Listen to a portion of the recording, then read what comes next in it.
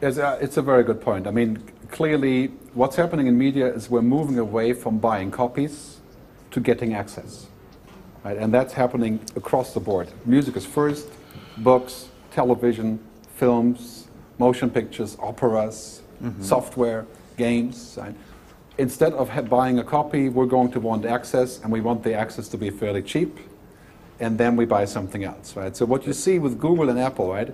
Apple is the only platform that is completely closed, run by an autocrat, by a benevolent dictator, a genius, obviously, but nevertheless a benevolent dictator. That works. I'm an Apple user, right? I love the Apple stuff. I don't like that part of it. Right? So we have the fight between open and closed between Apple and Google. Right? Google is looking for the open system. Google does not sell hardware, or they sort of do, but not really. Right? Apple sells boxes. Certo. So the genius of Apple was to say to the music industry, we'll pay you whatever you want because it makes our hardware better and more meaningful, right? Never mind that 98% of people don't buy. It's still a very good move. So I think Google is poised to take over a lot of this business because Google does not care about selling devices. It cares to solve the problem. Right? Certo. O Google, tu acredita que o Google esteja mais conectado com um princípio muito importante, que é o princípio da colaboração, de conseguir colaborar e co-criar com outros players, e por isso talvez ele tenha uma vantagem competitiva em relação ao legado da Apple. Yes, I think that basically Google is one of the first companies that is concerned with building an ecosystem. Everyone else is concerned with building an ecosystem, right? I mean, we're talking about Universal Music and Disney. I'm not saying that's bad, I'm saying that's whatever they want to do, right?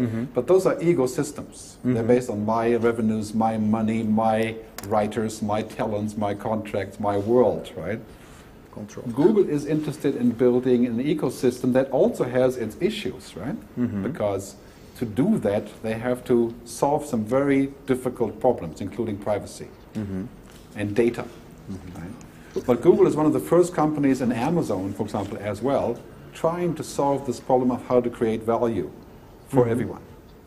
So what you're seeing in the media industry is that we're in this big switch from saying it's only about maximizing profits for myself, or is it about everyone else making money also? Perfeito. O senhor falou há pouco aí que a gente está vivendo, a sociedade internacional vive hoje a cultura da banda larga, mas me parece que é uma parcela muito pequena da sociedade que tem acesso a essas altas velocidades da internet. O que é preciso fazer por parte de organismos internacionais ou pelos governos para que se possa efetivamente dizer que o mundo vive uma cultura de banda larga? That's a very good point. I mean, only the privileged are currently online in a high-speed, expensive environment, expensive devices, expensive broadband, right? So, but the other thing is that all governments around the world agree on one thing. They want to connect everyone because it saves money, it creates GDP, right? It produces outcome, it also creates problems, right?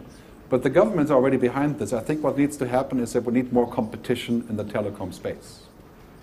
For example, in Brazil, Google is launching satellites, and they're currently already in the sky with a company called O3B, the other 3 billion, that will cover Brazil and provide internet access at high speeds for a lot of people at zero cost or at very low cost, competing with the telecoms.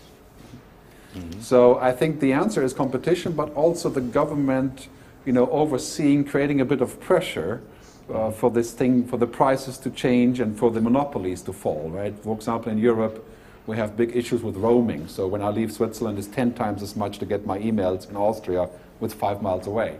Right?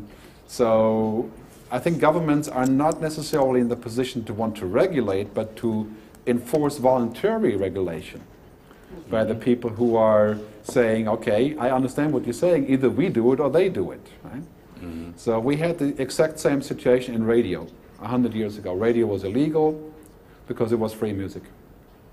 And then the government said, well, you have to give a license because everybody wants radio. Right? Everybody wants TV, so you give a license.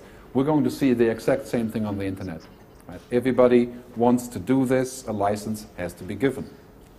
right? And so the governments need to push that forward, not necessarily decreeing it, but definitely demanding it. Ok, Gerd Leonhard. Antes do intervalo, nós vamos para o intervalo. Antes, a Mariana tem aqui uma pergunta aos nossos telespectadores. O João Vitor de Oliveira, de Recife, a gente falou bastante de música, e ele pergunta como que você acha que a indústria do cinema vai contornar esse problema, não digo problema, mas essa questão da internet e da pirataria. The movie industry is in a different position. Right? First of all, the movie industry has always had a dozen different ways of selling the movies. DVDs and cruise ships and jails and hotels and HBO, and so they had different ideas about selling, right? They weren't so much focused on selling products, right? The music industry was a one-track horse, a one-trick pony, right? They sell CDs, that's it. Right? And it made so much money they didn't care for anything else, right? The movie industry also has a great position in that you need 2 hours to watch a movie. Right? You're not going to just watch a movie just because you have it. Right? You want to have a selection. You're also willing to pay, because when you spend 2 hours, you don't want to watch something that looks bad. So the movie industry is in a great position to really participate in digital distribution, right? They have to learn one thing, pretty much like all content owners, right? It's better to get everyone to use it at a very low price without any copy protection and get everyone in to pay than to get 2% of the population to pay a very high price, right? I mean, that idea is World War II, right? Mm-hmm. That's before the internet, right? That's not going to work here. Right? So if they want to sell movies, it has to be at a very competitive price or bundled, and it has to be ubiquitous, and then they'll see everyone buy. I mean, would you bother downloading a song if it cost 5 cents? Would you bother downloading it for free? 5 cents? Right? You wouldn't. So it's a question of price and value.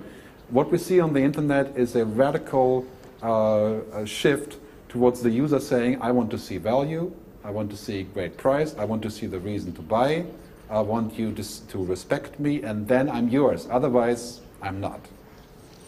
Ok, nós vamos fazer o intervalo. Ok, nós fazemos o intervalo agora, a gente volta daqui a pouquinho, tendo a oportunidade toda aqui de fazer as perguntas. Antes eu quero lembrar o seguinte, nós temos aqui como convidados 3 twitteiros que estão fazendo comentários na internet e eu vou apresentá-los agora. Um deles é o jornalista Rafael Cabral. O Rafael é jornalista do caderno Link do jornal Estado de São Paulo. Conosco também a jornalista Lúcia Freitas, que está aqui no RodaViva, e o desenvolvedor de web na TV1, Comunicação e Marketing, que é o Everton Alvarenga. Nós então voltamos daqui a instantes no RodaViva. Até já.